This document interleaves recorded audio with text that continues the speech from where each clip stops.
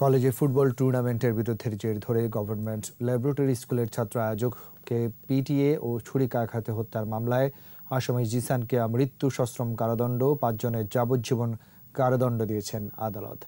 আজ বৃহস্পতিবার ঢাকার বিশেষ জজ আদালত 5-এর বিচারক ইকবাল হোসেন এই আদেশ দেন।